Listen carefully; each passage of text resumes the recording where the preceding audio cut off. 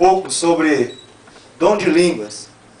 Nós vivemos nos tempos em que muitas igrejas têm tomado isto como algo bíblico e que a palavra de Deus ensina, e tem posto isso com um foco muito grande.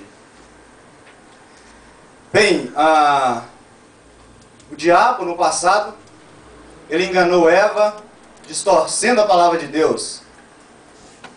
E Paulo escreveu aos Coríntios que ele tinha medo de que, assim como a serpente enganou Eva no passado, viesse também enganar a igreja de Coríntios,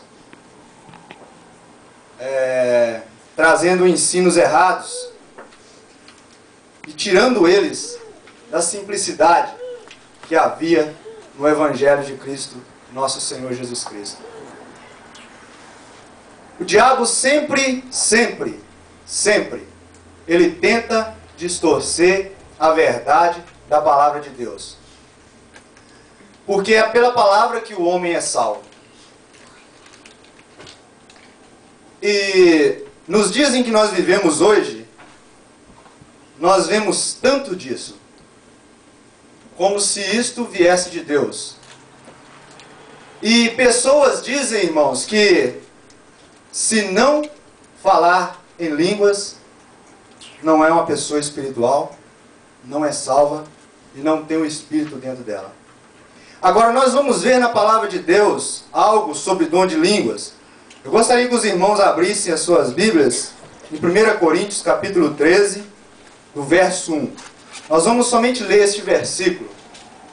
Mais à frente nós vamos comentar sobre esse assunto neste verso. Diz assim, 1 Coríntios capítulo 13, do verso 1. Paulo diz assim: ainda que eu fale as línguas dos homens e dos anjos, se não tiver amor, serei como um bronze que soa, ou como um símbolo que retine. Senhor Deus e Pai, nós te damos graças mais uma vez, ó Pai, pela tua santa palavra, a qual nós temos lido, ó Pai.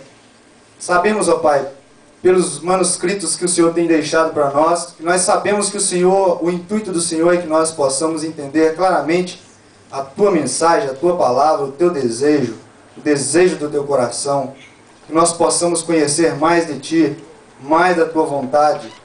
Este é o desejo do Senhor, ó Pai. Nos conformar, nos moldar na pessoa amada do teu Filho, nosso Senhor e Salvador Jesus Cristo. Ó Pai, nós te pedimos a ajuda nesta noite para nós expormos de maneira clara a tua palavra.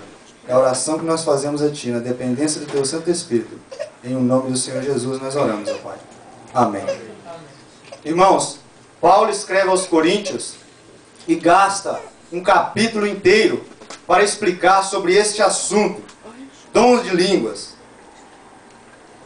Paulo falou aos Coríntios assim, ó, para eles procurarem dons espirituais, principalmente que profetizeis.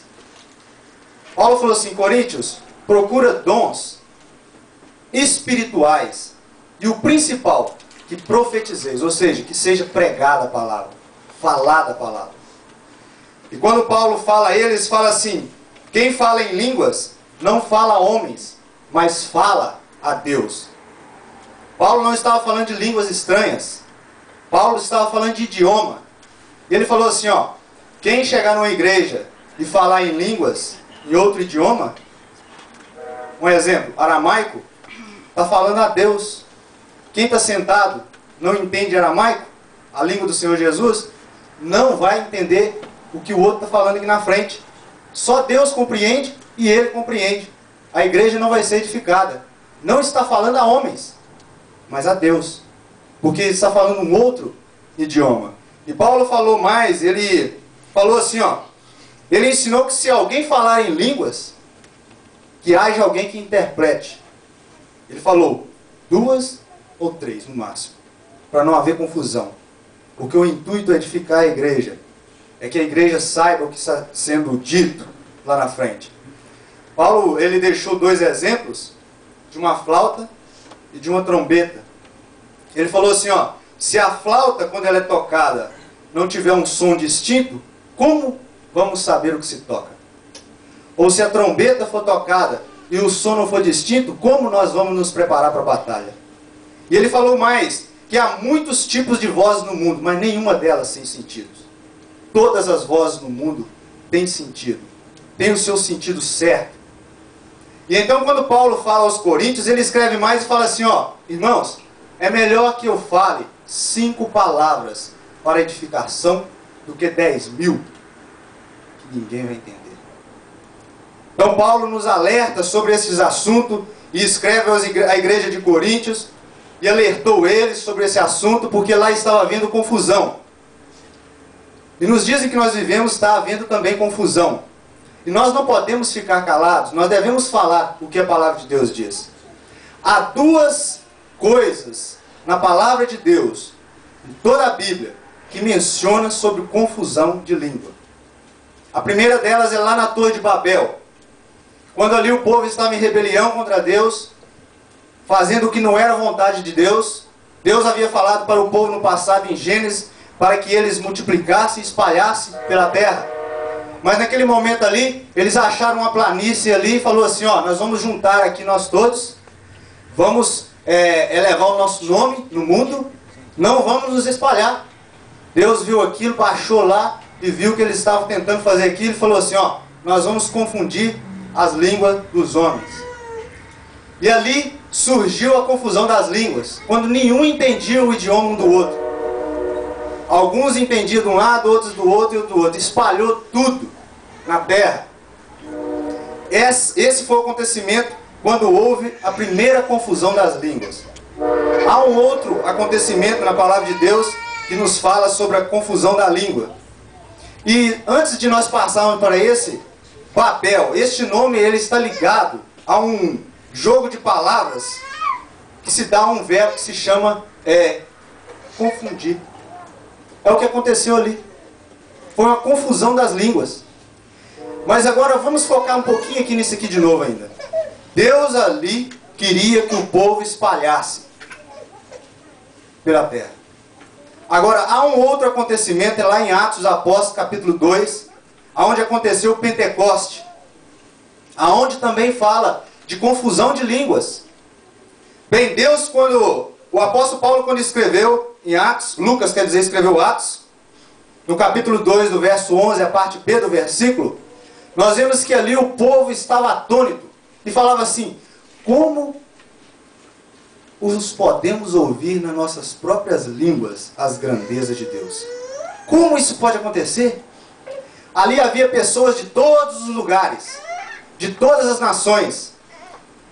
E ali aconteceu um ato do Espírito Santo de Deus, que os fez falar em línguas. Mas quais as línguas que eles falaram ali? Foram idiomas. Porque eles mesmos diziam, mas como é possível nós ouvirmos estes homens falar nas nossas próprias línguas as grandezas de Deus? Eles ficaram atônitos porque aquilo ali não era normal, mas tinha um propósito. Tinha um propósito. Na Torre de Babel, Deus confundiu as línguas e o povo se espalhou pelo mundo.